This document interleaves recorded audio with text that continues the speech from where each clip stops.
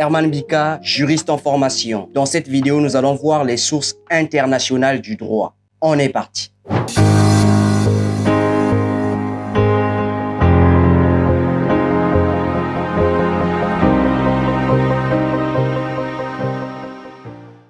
La notion des sources du droit soulève la question de la naissance de ces règles. Comment est-ce que les règles de droit viennent à la vie? D'où viennent-elles? Les règles de droit peuvent naître de deux espaces différents, de deux choses une. Soit elle peut trouver naissance sur la scène internationale, et là on parle des sources internationales du droit, soit elle peut trouver naissance sur la scène nationale, sur la scène interne, et là on parle des sources nationales ou sources internes du droit. La vidéo de ce jour sera exclusivement consacrée aux sources internationales du droit. En attendant, abonnez-vous et aimez la vidéo.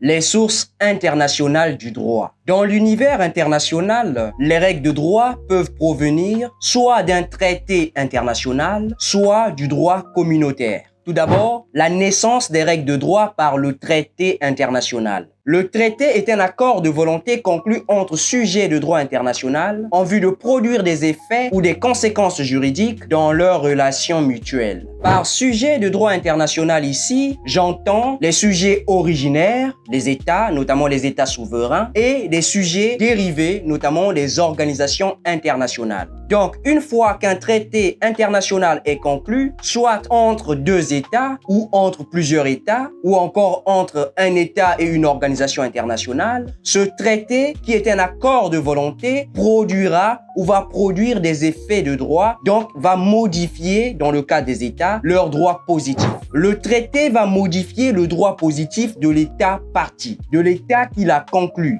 Le droit positif, je le rappelle, c'est l'ensemble des règles de droit qui animent un pays, qui gouvernent un pays pendant une période donnée. Par exemple, le droit qui est applicable actuellement en République du Congo ou en France, c'est le droit positif.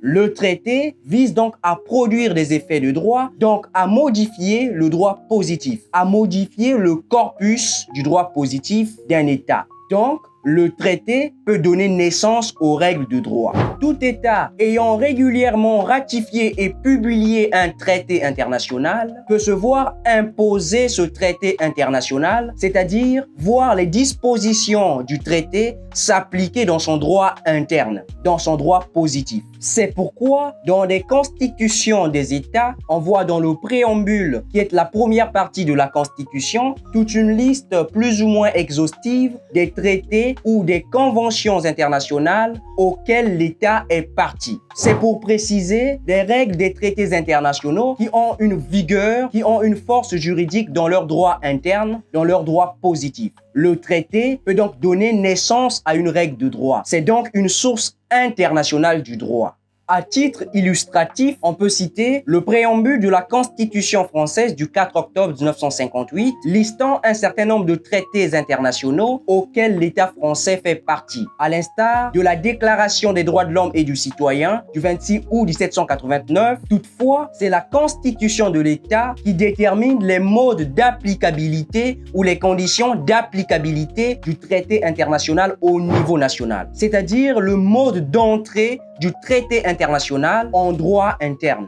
Il est nécessaire de préciser qu'il existe plusieurs sortes de traités internationaux classés selon leurs critères organiques ou matériels. Selon son critère organique, on distingue les traités bilatéraux, c'est-à-dire les traités conclus entre deux sujets de droit international, en l'occurrence deux États différents, et les traités multilatéraux, c'est-à-dire des traités conclus entre plusieurs États ou plusieurs organisations internationales. En ce qui concerne leurs critères matériels, Suzanne Bastide, dans l'avis des traités en droit international, à la page 21, distingue deux sortes de traités. D'une part, nous avons les traités lois, d'autre part, nous avons les traités contrats. Elle entend par traité loi celui dans lequel les parties ont une volonté identique. Les parties veulent la même chose et établissent une règle commune qui aura un impact juridique dans leurs droits positifs respectifs. À titre illustratif, on peut citer le traité OHADA qui vise l'harmonisation du droit des affaires en Afrique.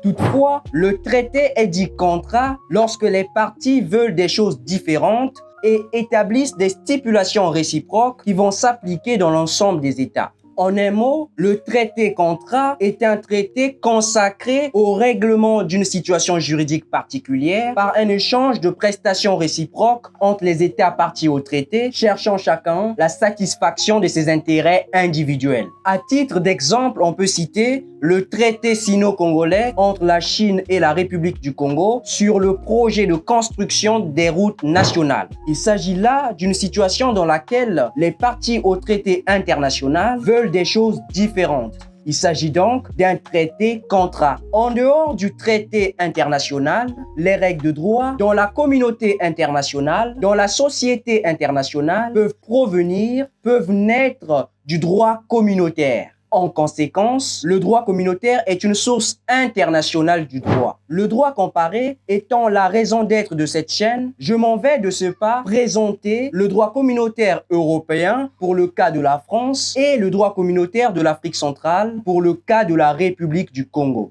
Premièrement, le droit communautaire européen. Dans l'espace européen, c'est le droit de l'Union européenne qui règne comme droit communautaire. Ce dernier est constitué de deux sortes de droits, à savoir le droit primaire et le droit dérivé. Tout d'abord, le droit primaire. Le droit primaire de l'Union européenne est composé des différents traités européens, à savoir le traité de Rome de 1957 instaurant la CEE, la Communauté économique européenne, l'acte unique européen de 1986 reformant les institutions européennes et instaurant le marché unique, le traité de Maastricht de 1992 créant l'Union monétaire européenne. Nous avons les traités d'Amsterdam de 1997, celui de Nice de 2001 et celui de Lisbonne de 2007 qui ont apporté des réformes aux institutions européennes. En dernier lieu, nous avons le traité sur la stabilité, la coordination et la gouvernance de l'Union économique et monétaire du 2 avril 2012. En dehors du droit primaire, le droit de l'Union européenne, le droit communautaire européen est constitué du droit dérivé. Par droit dérivé, il faut entendre un ensemble des actes juridiques adoptés par l'Union européenne afin d'atteindre les objectifs fixés dans ces traités constituants. Ces actes sont disparates et n'ont pas tous la même force juridique obligatoire. Nous avons les règlements, les directives, les décisions, les recommandations et les avis. Outre le droit de l'Union européenne, le droit de la CEMAC, c'est-à-dire le droit de la Communauté économique et monétaire de l'Afrique centrale, constitue lui aussi un droit communautaire. Et ce droit communautaire de la CEMAC est constitué de deux sortes de droits à l'image du droit communautaire européen. Il s'agit du droit primaire d'une part et du droit dérivé d'autre part. Aimez la vidéo, abonnez-vous surtout et partagez cette vidéo avec votre entourage et on se retrouve dans une prochaine vidéo. N'oubliez surtout pas de regarder la dernière vidéo que j'ai publiée juste ici et on se dit bye bye.